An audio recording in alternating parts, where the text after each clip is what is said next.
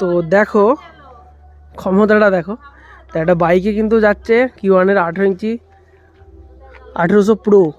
তো টোটাল আছে দেখো 4 পিস আছে, আর যাচ্ছে এটা এইভাবে এইভাবে বাইকে কিন্তু বেঁধে যাচ্ছে সুপার স্প্লেন্ডার বাইকে। প্রায় 150 কিলো গায়ে ওয়েট আছে, 140 কিলো বা 150 কিলো মতো ওয়েট হবে। আর হাইটটা কতটা হয়েছে দেখো, ওয়েটটা বড় কথা নয়, বাইকে কিন্তু 200 কিলো নিয়ে যাওয়া যায়, বাট ওয়েটটাও মানে হাইটটা অনেকটা হয়েছে তো।